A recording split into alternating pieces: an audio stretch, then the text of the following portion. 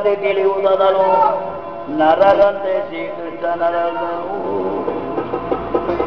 ಏದಗೆ ಮಲಗಿದೆ ರಣದೊಳು ಮಾತುಗಳಾಡಲು ತುಂಬಲೇ ಪ್ರೀತಿಯ ನಿನಗಿದು ನೋಡಲು ಪ್ರೀತಿಯ ಸರ್ವರಿಗೆ ಪಾತಕಿಯುದರದೆ ನೀ ಬರಿದೆ ತಗಿರಲಿದೆ ಕಲಹದೆ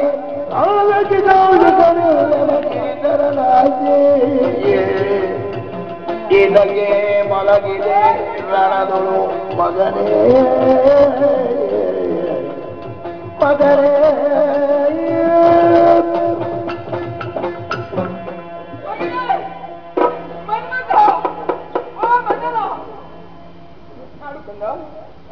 ಯಾಕೆ ಮಾತನಾಡದೆ ಧರೆಯಲ್ಲೇ ಮಲಗಿದ್ದಿ?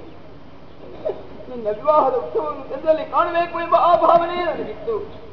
ಆದ್ರೆ ಹೀಗೆಲ್ಲ ಆಗಿ ಹೋಗ್ತದೆ ಅಂತ ಭಾವಿಸಿಲ್ಲ.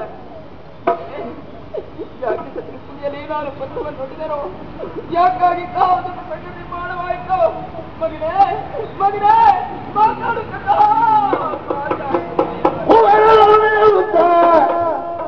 ಅಂತರಂಗನೇ ದುಃಖಗಳು ಕಾಣಿಸದಂತೆ ಮರುಗಳು ಎದಕ್ಕೆ ಮರುಗುವೆ ಹರಿಯೇ ನೀರನದೋಳು ಸ್ಥಿತಿಯಲ್ಲಿದು ಹರಿಯೇ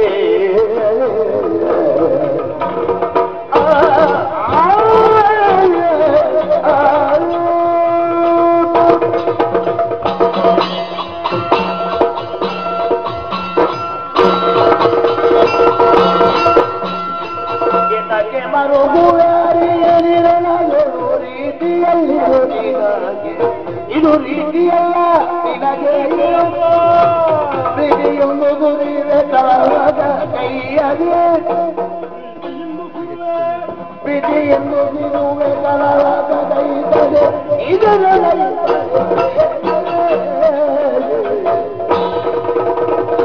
ಎದಕ್ಕೆ ಬರುವುವೆ ಎದಕ್ಕೆ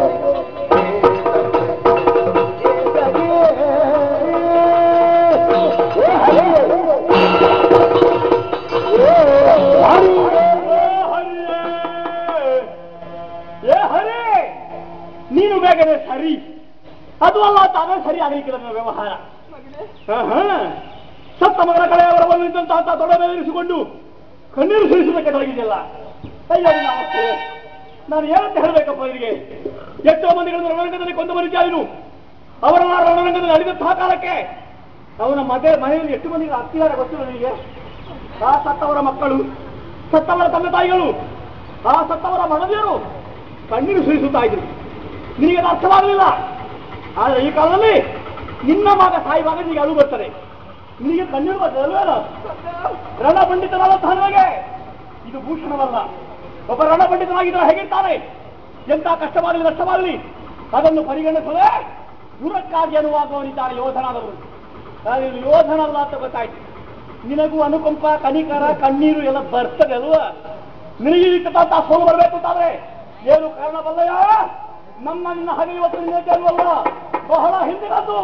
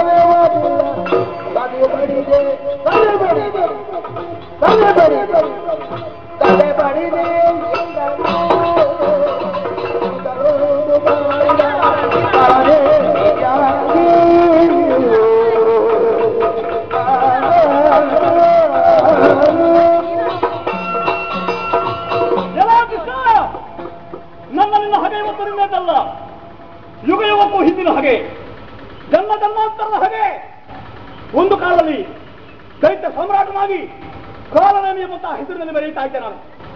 ದೇವತೆಗಳನ್ನು ಸೆರೆಬಡಿದು ದೇವಪೀಠವನ್ನು ಏರಂತಹ ಕಾಲಕ್ಕೆ ದೇವತೆಗಳ ಮೊರೆಯನ್ನು ಕೇಳಿ ವೈಕುಂಠವಾಸಿಯಾದ ಕೈಲಿ ಓದಿದ್ದೆ. ಚಕ್ರಧಾರಿಯಾಗಿ ಅಲ್ಲಿ ಚಕ್ರ ತಿರುಗಿಸಿದೆ. ಅವರ ಚಕ್ರಿ ನಿನ್ನ ಚಕ್ರ ತಿರುಗಿಸಿಕೊಂಡು ಬಂದಂತಹ ಕಾಲಕ್ಕೆ ನಾನು ಅರ್ಥ ಮಾಡಿದೆ, ನಾನು ಉಳಿದಿಲ್ಲ ಸಾಯ್ತೇನೆ ಅಂತ. ಆದರೆ ಸಾಯುವ ಕಾಲಕ್ಕೆ ಘೋರ ಪ್ರತಿಜ್ಞೆಯನ್ನೇ ತೊಟ್ಟಿದ್ದೆ ನಾನು. ಇವತ್ತು ಬಂದ್ರೆ ದೊಡ್ಡದ ಕೊಲ್ಲು, ಆದರೆ ಜನ್ಮ ಜನ್ಮಾಂತರನ್ನ ಹಾಗೆ ಕಟ್ಟಿಕೊಡ್ತೇನೆ ಅಂತ ಹೇಳ್ತೇನೆ ನಾನು. ಅಲ್ಲಿ ಸತ್ತೆ. ಆಮೇಲೆ ಮಥುರಾ ಮಹೇಂದ್ರನಾಗಿ ಉಗ್ರಸೇನನಿಗೆ ಮಗ ಅಂತ ಹೇಳಿಕೊಂಡು ಹುಟ್ಟಿದ ನಾನು. ಅವನಿಯಲ್ಲಿ ಜನಿಸಿದೆ. ಪಟ್ಟಮಲ್ಲ ಕಂಸನಾಗಿ ಮಥುರಾ ಮಹೇಂದ್ರನಾಗಿ ಬೆರೆಯುತ್ತಾ ಇದ್ರೆ ನನ್ನ ತಂಗಿಯ ಗರ್ಭ ಸಂಜಾತನಾಗಿ ಬಂದೆ ನೀನು. ಕೃಷ್ಣಾಭಿಚಾರದಿಂದ ದೂರದ ನಂದಗೋಕರಲ್ಲಿ ಬಾಳಿ ಬದುಕಿ ಬಂದ ಅಂಚಾರ ಬರುತ್ತಿರುವಂತಹ ನಾನು ಬಿಲ್ಲ ಹಬ್ಬದ ನಮನದಿಂದ ನಿನ್ನನ್ನು ಭರಿಸಿದೆ. ಮಥುರಾ ನಗರವನ್ನು ಪ್ರವೇಶ ಮಾಡಿದಂತಹ ನೀವು ಪೀಠವನ್ನೇರಿ ಬೆರೆಯುತ್ತಿದ್ದಂತಹ ನನ್ನ ಬಳಿಗೆ ಹಾರಿ ನನ್ನನ್ನು ಕೆಳಗೆ ಉರುಳಿಸಿ ನನ್ನನ್ನು ಗುದ್ದಿ ಗುದ್ದಿ ಕೊಂಡೆ. ನನಗೆ ಅಡಿಯನಾಗಿ ಬಂದಂತಹ ನಿನಗೆ ನಾನು ಅಡಿಯನಾಗಿ ಬರಬೇಕೆಂಬ ಉದ್ದೇಶದಿಂದ ನಿನ್ನ ತಂಗಿಯಾದಂತಹ ಸುಭದ್ರೆಯ ಗರ್ಭ ಸಂಜಾತನಾಗಿ ಬಂದೆ. ಅಭಿಮನ್ಯು ಕುಮಾರನಾಗಿ ಬಂದಂತಹ ಕಾಲಕ್ಕೆ ಎದುರು ಮಾಡಿದೆ ನೀನು. ಚಕ್ರವ್ಯೂಹದ ಕಥೆಯನ್ನು ಅರ್ಥಕ್ಕೆ ನಿಲ್ಲಿಸಿ ನಾನು ಅದರೊಳಗೆ ಸಿಲುಕಿ ಸಾಯುವ ಹಾಗೆ ಮಾಡಿದಿ. ಮೋಸಗಾರ. 3 ಜನ್ಮ ಮುಗಿದು ಹೋಯ್ತು, 4ನೇ ಜನ್ಮ. ಈ ಜನ್ಮದಲ್ಲಿ ಸರ್ವ ಸಮೃದ್ಧವಾಗಿ ಮಧುರಾವನೇ ದೊರೆಯಾಗಿ ಬೆರೆಯುತ್ತಾ ಇದ್ದೇನೆ. ಮದುವೆ ಅಂತ ಹೇಳಿಕೊಂಡಿದ್ದ ಕಾಲ ಕಳೆದ್ರೆ ನಿನ್ನ ಮಗನಿಗೆ ಹೇಗೂ ಮೃತ್ಯುವಿನ ಮದುವೆ ಆಗಿದೆ. ನಿನಗೆ ಮದುವೆ ಮಾಡಿಯಾರು ಕಾಳಗ ಮಾಡುವ ಸಾಮರ್ಥ್ಯವಿಲ್ಲದ ನಡೆಯುವಂತು ಬದುಕಿ ಉಳಿಯಬೇಕೆಂದಿದ್ದರೆ ಕೌಂಡಿಕರಾಂತರನ ಪಾದಕ್ಕೆ ಮಣಿ ನಿನ್ನ ಮನೆಗೆ ನಡ